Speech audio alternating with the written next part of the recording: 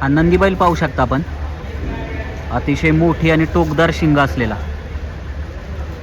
आणि त्या नंदी बैलाच्या पलीकडे आहे तब्बल 1 टन वजनाचा रेडा.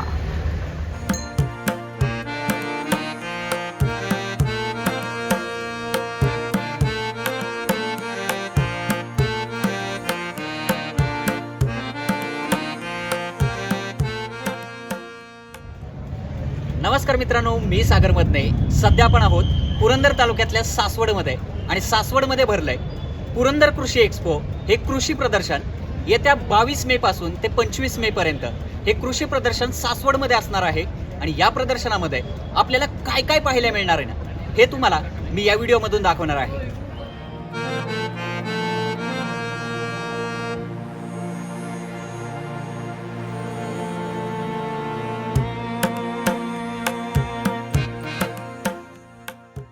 कृषी प्रदर्शनाचं हे मेन एंट्री गेट आहे आणि तिथून आतमध्ये आल्यावरती इथे आपल्याला एक शेतकरी जोडपं पाहायला मिळतं आहे. आणि त्यानंतर इथून आपण जाणार आहोत हे प्रदर्शन पाहायला आतमध्ये. इथं जी एक कमान लावलेली आहे त्या कमानीच्या बरोबर खालच्या बाजूला एक सुंदर असा सेल्फी पॉईंट बनवला आहे, ज्यावरती पुरंदर कृषी एक्सपो 2026 असं लिहिलं आहे. इथे सुंदर सुंदर फोटो आपण क्लिक करू शकतो आणि त्यानंतर इथून पुढे प्रदर्शन पाहायला जाऊ शकतो.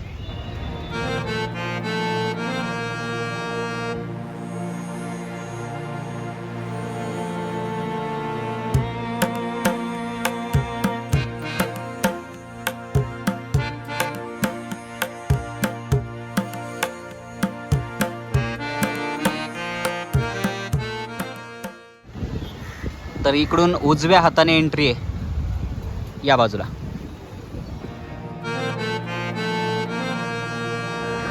तर या ठिकाणी पाहू शकता शेतीशी संबंधित बरेचसे प्रोडक्ट इथं विकायला ठेवले.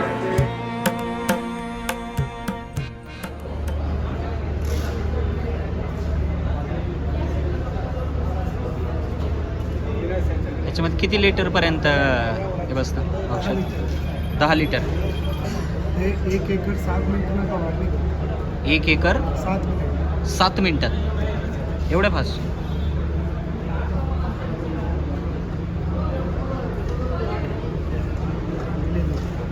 तर हा पाहू शकता शेतीसाठी फवारणीचा ड्रोन आहे आणि त्यांनी असं सांगितलं की 10 लिटर ह्याच्यामध्ये औषध बसणार आणि अवघ्या 7 मिनिटामध्ये 1 एकरपर्यंत फवारणी पूर्ण करणार.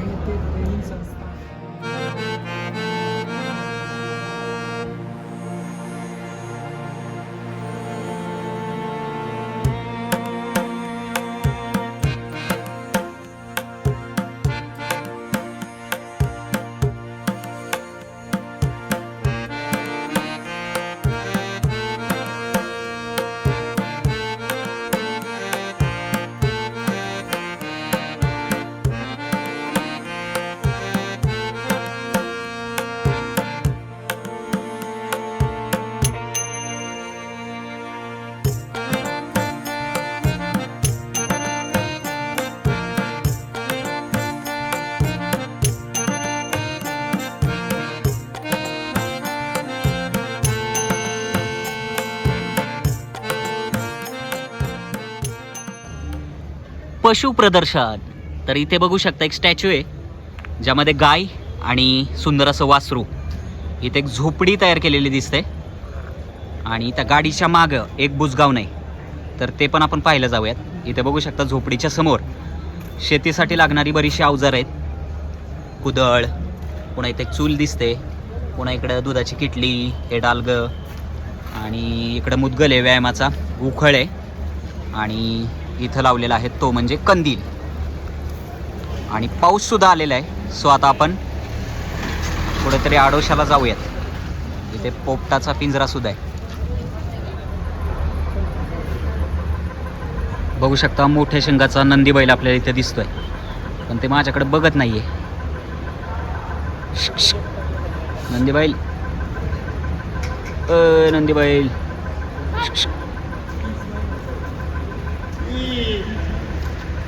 खतरनाक.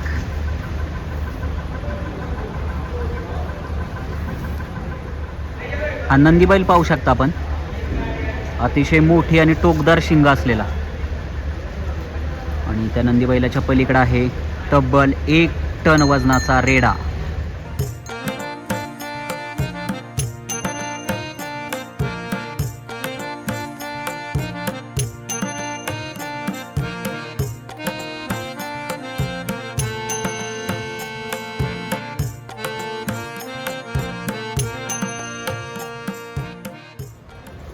या कृषी प्रदर्शनामध्ये आपल्याला पाहायला मिळते तब्बल 1 टन वजनाचा हा रेडा बघू शकता.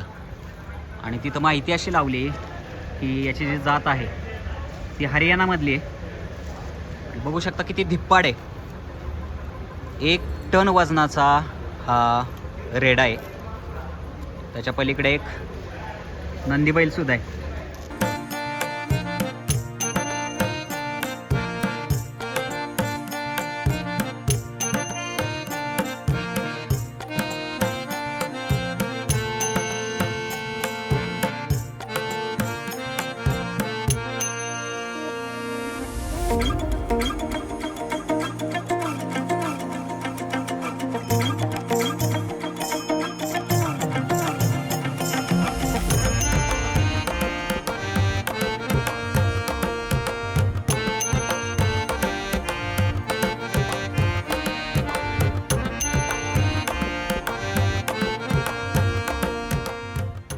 सासवडच्या या प्रदर्शनामध्ये आपल्याला अतिशय वैशिष्ट्यपूर्ण अशा पद्धतीचं हे बोकुड पाहायला मिळालं.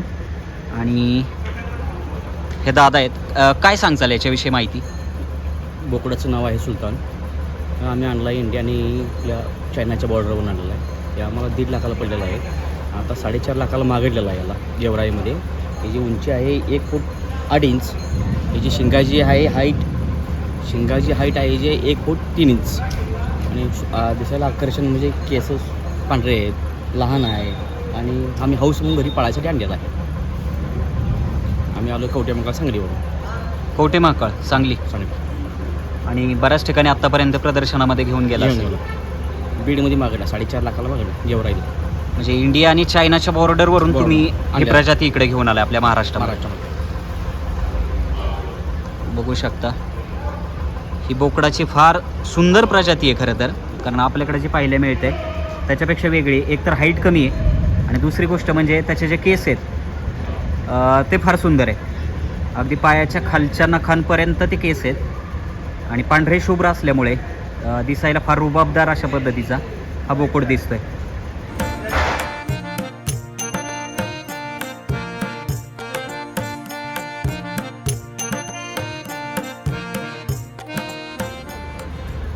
तर या ठिकाणी पाहू शकता महाराष्ट्राची आन बान आणि शान खिल्लार बैलजोडी.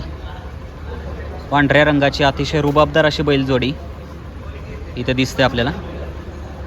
आणि कपिला गायसुद्धा आहे इथं काळ्या रंगाची बघू शकता.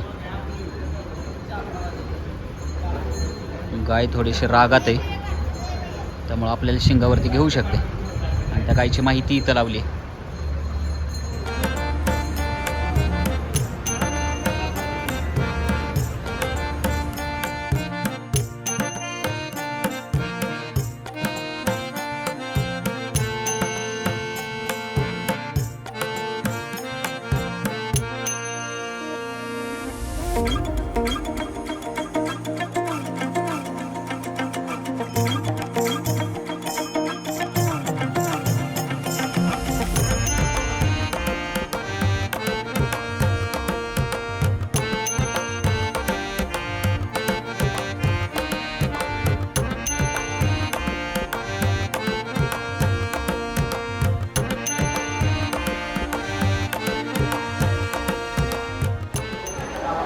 तर या ठिकाणी पाहू शकता कलिंगडाची ही वेगळी व्हरायटी आहे मेलोडी नावानं. हे काय नक्की आहे व्हरायटीचं वैशिष्ट्य आहे? कमी दिवसात तयार होते. कमी दिवसामध्ये रोपं लावले तर उन्हाळ्यात 60 दिवसात, थंडीत 70 दिवसात. आणि त्याचे आणखी काय असं टेस्टमध्ये वगैरे काय फरक पडतो? 14 ते 15% TDS आहे. त्यामुळे गोडीचं प्रमाण थंडीत आणि पावसाळ्यात जास्त राहतं. त्याचं मेन वैशिष्ट्य ते. आणि त्यातला उन्हाळ्यात गर आतला जाड आहे त्याच्यामुळे लॉंग ट्रान्सपोर्टला चांगला टिकतो जास्त दिवस.